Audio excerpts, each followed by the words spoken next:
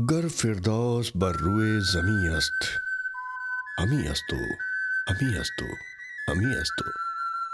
कश्मीर वास्तव में दुनिया के सैलानियों के लिए स्वर्ग का दर्जा रखता है। चिनार के शोख पत्तों से लेकर पानी पर चलते हुए शिकारे और सुंदर हाउस बोट सैलानियों का ध्यान अपनी ओर आकर्षित करते हैं।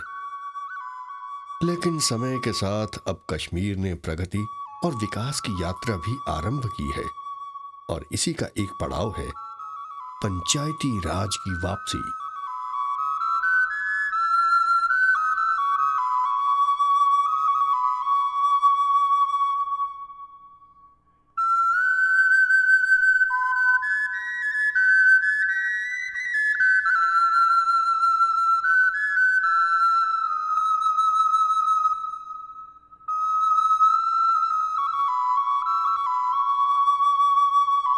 धरती का स्वर्ग कहे जाने वाले कश्मीर में पंचायती चुनाव के साथ ही पंचायती राज की वापसी हो गई है। 33 साल बाद 2011 में पंचायती राज चुनाव का आयोजन करके एक इतिहास लिख डाला गया। सन 2010 तक पंचायती राज चुनाव इसलिए भी संभव नहीं था कि उस समय राज की व्यवस्था बहुत हद तक बिगड़ चुकी थी, हालात बेकाबू थे।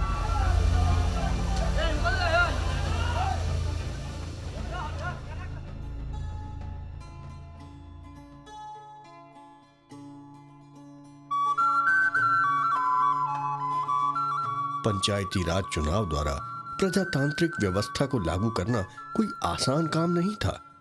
मुख्यमंत्री उमर अब्दुल्ला ने गांव को हर मोर्चे पर शक्तिशाली बनाने का निर्णय लिया, और ये कार्य पंचायती राज द्वारा ही संभव था। इस रियासत में बड़े अरसे के बाद पंचायती राज निज़ाम का सिलसिला दोबारा शुरू किया गया, इस मकसद के साथ कि इक़्तिदार, ताकत, पावर जो है उसको श्रीनगर या जम्मू के सेक्रेटेरिएट से निकाल के जमीनी सतह पर लोगों के हवाले किया जाए। जम्मू कश्मीर जैसे राज्य के लिए ये चुनाव वास्तव में एक ऐसा कदम है जो राज्य से केंद्र तक एक नई शक्तिशाली व्यवस्था की संरचना में सहायक सिद्ध होगा। ये उस नए सपने का अध्याय लिखेगा जहां गांव और राज्य के ग्रामीणों को अपना फैसला स्वयं करने का अधिकार प्राप्त हो जाएगा। 33 वर्ष बाद कश्मीर में पंचायती राज चुनाव का दिन वहां की प्रत्येक जनता के लिए किसी सपने के इतिहास बनने जैसा था। राज्य की जनता भय मुक्त कश्मीर के निर्माण के लिए अपने घरों से निकली, और 95% लोगों ने वोट देकर अपने अधिकारों का उपयोग किया।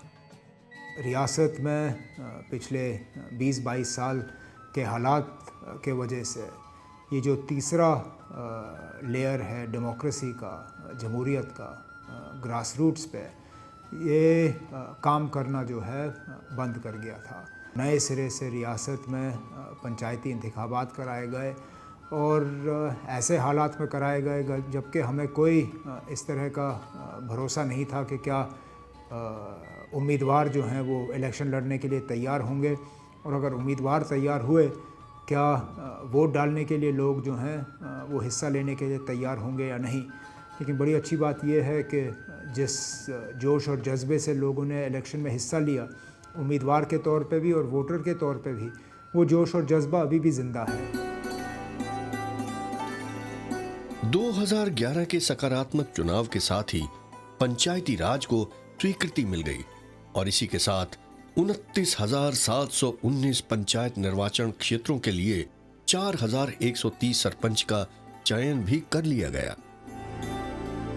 सबसे बड़ी ब्यूटी जो खूबसूरती इन इलेक्शनों में थी, किसी भी क्वार्टर से, किसी भी पॉलिटिकल क्वार्टर से, किसी भी सोशल क्वार्टर से, किसी भी ग्रामीण एरिया से किसी ने ये ऑब्जेक्शन नहीं उठाई कि इलेक्शन में कुछ गलत हुआ। साफ शफाफ तरीके पे इलेक्शन हुए, जो नुमाइंदे बने साफ शफाफतर बने और लोगों के नुमाइंदे बने, और उसी सिंसियरिटी और उसी दानदारी और ऑनेस्टी से गवर्नमेंट ने उसका रिस्पॉन्ड किया, उनको एम्पावर करने के लिए शुरुआत की। हमारे चीफ मिनिस्टर यंग जनाब उमर अब्दुल्ला साहब हैं, उन्होंने ईमानदारी से और किसी भी जगह उंगली नहीं उठी कि आज़ादाना इंतखाबात नहीं हुए। और मुकम्मल तौर आज़ादाना इंतखाबात हुए। हर एक ने जब से उनके थ्रेट्स भी आए कि वोट मत डाले, लेकिन लोगों ने 90% वोट डाल के इस जमहूरी पंचायत राज को कायम करने के लिए वोट डाला। ये तो एक तवारीख बन गई।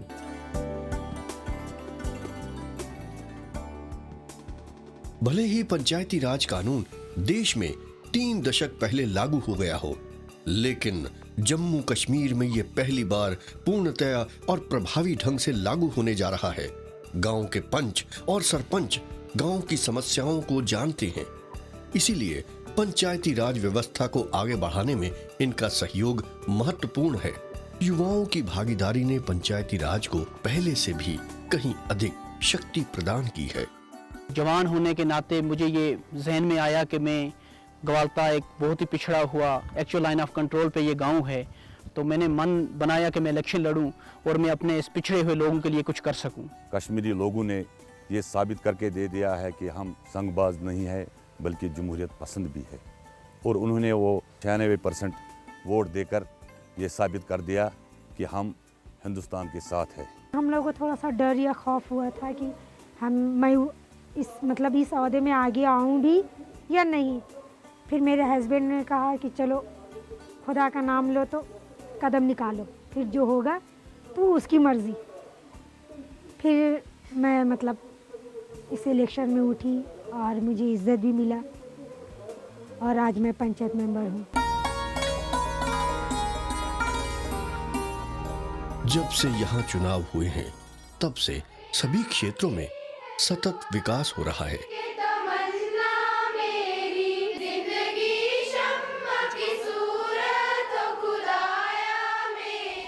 पंचायती राज की वापसी एक खुशाइंद कदम है इस रियासत जम्मू कश्मीर के लिए। एक लिहाज से ये वापसी है और एक लिहाज से ये एक शुरुआत है। इससे बहुत सी उम्मीदें बढ़ गई हैं।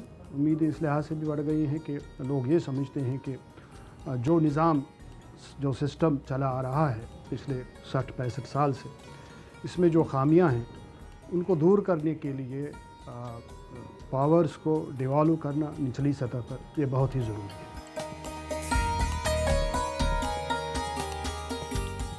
लोगों को सशक्त बनाने और जमीनी स्तर पर भागीदारी को प्रोत्साहित करने की दृष्टि से जम्मू और कश्मीर पंचायत अधिनियम 1989 लागू किया गया था। जितने पावर या जिस तरह की उम्मीदें लोगों को हमारी पंचायत से थी, अपने पति के मेंबरों से थी, सरपंचों से थी, वो हमसे नहीं हो सकी क्योंकि हमें उस तरह के पावर नहीं दिए गए। 2 साल उर्सा गुजरने के बाद ना तो यहाँ के सरपंचों को और पंचों को वो अख्तियार दिए गए कि वो यहाँ के लोगों के मसाइल को हल कर सकें अपने बलबूते पे। जब से इलेक्शन हुआ पूरे जो एक्ट वगैरह तो वो तो नहीं मिले, लेकिन उसके बावजूद भी बहुत फ़ायदे हुए हैं लोगों को। जो हमारे गांव में सबसे बड़ा नरेगा का काम ही हमारे को मिला बहुत ज़्यादा। चुने हुए प्रतिनिधियों के लिए प्रशिक्षण की आवश्यकता इसलिए अनिवार्य थी कि वो अपने अधिकारों का उपयोग कर सकें, साथ ही गांव की समस्याओं का निदान भी करें। महिला और पुरुष प्रतिनिधियों को अलग अलग प्रशिक्षण की सुविधा प्रदान की गई, इसलिए प्रशिक्षित प्रतिनिधियों को करीब से ग्रामीणों की समस्याओं को जानने का अवसर मिला। ये हमारा हल्का है बाबा ऋषि ब्लॉक है टंगमरग। बाद में हमको ट्रेनिंग दिया है बीडीओ साहब ने, टंगमरग में पूरा सिखाया। हमने ग्राम सभा को कैसे बुलाना है, ग्राम सभा में फैसले लेने हैं, किस किस प्रकार का ये काम हो। और दूसरी सबसे बड़ी बात ये थी कि भाई नरेगा स्कीम को ज़्यादा से ज़्यादा गांव में इसको ठीक ढंग से लागू करना है। तो इस किस्म की ट्रेनिंग्स तो हुई हैं। इस प्रशिक्षण के अलावा महिलाओं के लिए भी कुछ खास कार्यक्रम आयोजित किए जाते हैं, जैसे महिला नेतृत्व कार्यशाला। प्रशिक्षकों की कोशिश ये रहती है कि वो राजनैतिक नेताओं के तौर पर अपनी समझ को विकसित कर सके और स्थानीय प्रशासन में अपनी भूमिका अदा कर सके।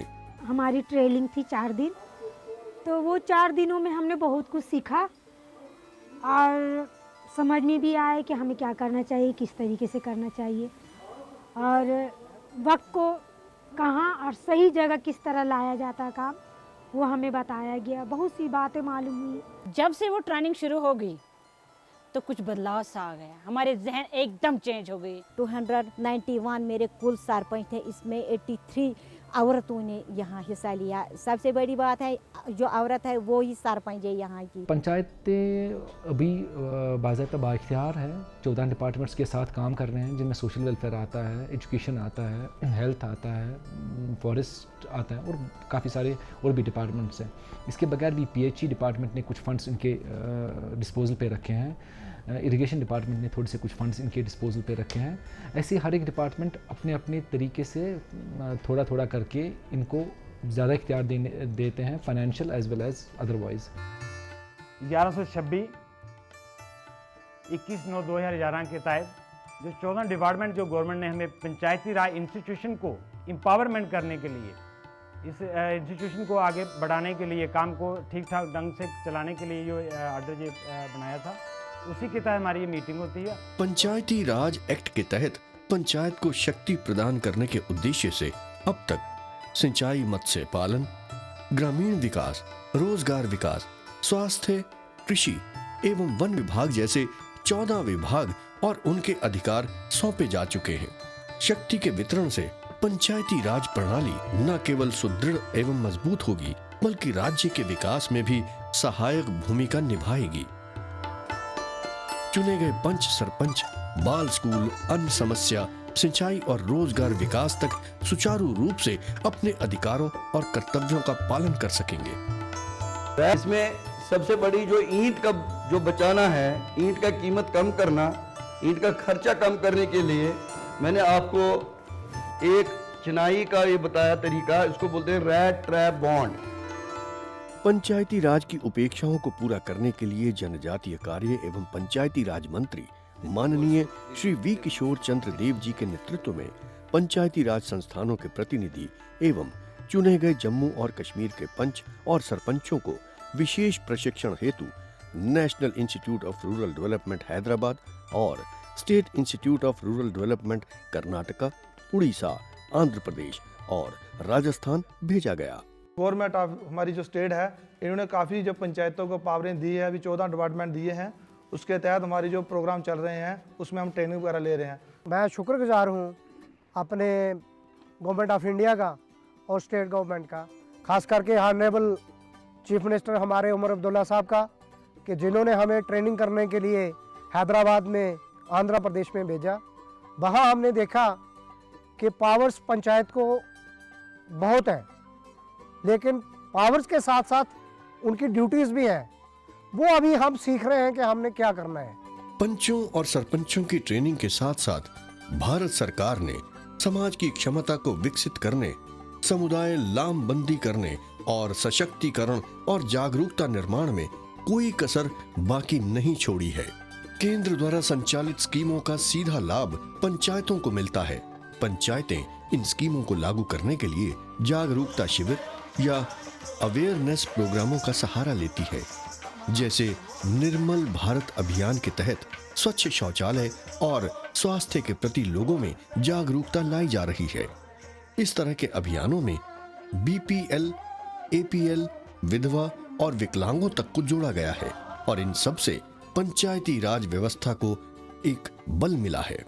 निर्मल भारत अभियान आ गया, जिसमें हमने है BPL के अलावा अब हम APL को भी उसमें इंसेंटिव देंगे। तो इसमें आपको 10,500 रुपया मिलेगा ये बनाने के लिए, एक लेटरिन हर घर में बनाने के लिए मिलेगा। इसमें से हमने पंचायत को ओपन डेफिकेशन फ्री कर देना है, बाहर कोई भी खुले में शौच करने नहीं जाना चाहिए। ऐसे कहाँ पर हमें टोटल सैनिटेशन कम्प्लेक्स यानी वो भारत निर्मल अभियान जो है वो टॉयलेट वगैरह देना है, किसको देना है?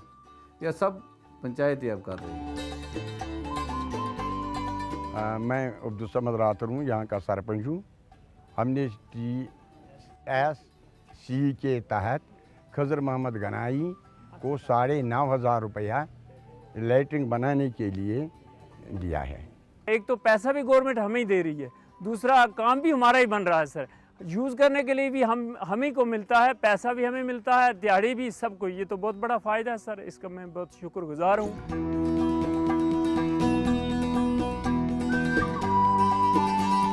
स्वास्थ्य एवं जागरूकता प्रोग्राम के साथ साथ विशेषकर महिलाओं के लिए सेल्फ हेल्प ग्रुप जैसे प्रोग्राम आरंभ किए गए हैं।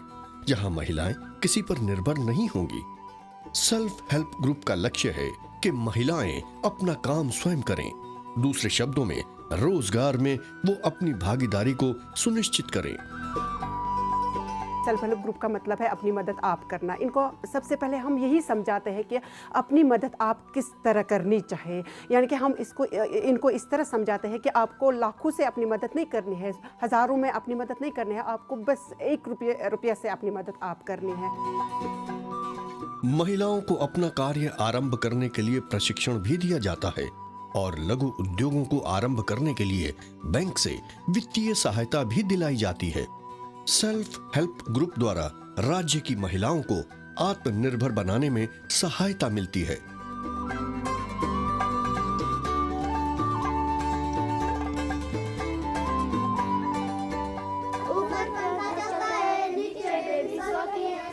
सोते भूख लगी मूंगफली में दाना नहीं, हम तुम्हारे पंचायती राज व्यवस्था में आंगनवाड़ी का महत्वपूर्ण स्थान और योगदान है। आंगनवाड़ी द्वारा गरीब बच्चों की शिक्षा पर न केवल जोर दिया जाता है, बल्कि उनकी आवश्यकताओं का भी ध्यान रखा जाता है। यहाँ बच्चों के लिए मिड डे मील स्कीम द्वारा बच्चों को दोपहर का भोजन भी दिया जाता है। मिड डे मील में बच्चों के स्वास्थ्य का ध्यान रखते हुए उन तक अच्छा और स्वास्थ्यवर्धक भोजन पहुंचाने की व्यवस्था की जाती है। इन स्कूलों में बच्चों के लिए शौचालय, विशेषकर लड़कियों के लिए अलग से गर्ल्स टॉयलेट की भी व्यवस्था पर जोर दिया जाता है।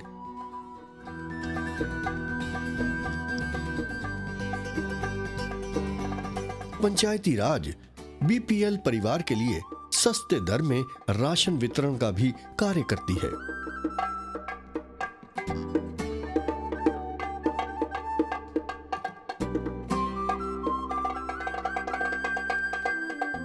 Job card number 2। पंचायती राज द्वारा नरेगा को बढ़ावा दिया जा रहा है। इसके तहत 100 दिन रोजगार जैसी योजनाओं से यहाँ के निवासियों को रोजगार के लिए दूर नहीं जाना पड़ता। सड़क निर्माण और नदी बांध जैसी परियोजनाओं से जुड़कर वो अपना रोजगार भी पा लेते हैं और सर्दियों के मौसम में रोजगार की तलाश में प्रस्थान जैसी समस्याओं से भी बच जाते हैं। नरेगा से एक और प्लस पॉइंट हो गया कि हमारी माइग्रेशन रुक गई है। जो सर्दियों में लोग बाहर जाते थे कहीं काम से, अब उनको घर बैठे में घर का काम करते, लैंड ड्रेन्स बनाते या कहीं प्रोटेक्शन वर्क देते, कुछ देते तो उनको पैसा मिल जाता है। पंचायतों को शक्ति प्रदान करने के लिए अब तो सभी 4125 पंचायतों के लिए अलग अलग खाते खोले जा चुके हैं। वो भी सीधे अपने संबंधित खातों में धन प्राप्त करते हैं। ब्लॉक डेवलपमेंट ऑफिसर ने कुछ हमें वो अकाउंट्स दिए पंचायत, तो उन्होंने कुछ अकाउंट्स खोले, उसमें फंड्स वो ऑफ एंड ऑन ट्रांसफ़र करते रहते हैं, जो कि बाद में वो सेक्रेटरी पंचायत विड्रॉ करते हैं फॉर वेरियस पर्पसेस और वो उनके अकाउंट्स में जाते हैं। अगर नरेगा का कोई होगा तो जो बेनिफिशियरी होगा उसके अकाउंट में डायरेक्ट ली जाता है। इसी तरह इंदिरा आवास योजना के तहत बीपीएल से नीचे जीवन यापन करने वालों के लिए आवास की व्यवस्था की गई है। आवास दिए जाने के चयन में एकमात्र भूमिका पंचायत की ही होती है। सर, हमारा घर ये इंदिरा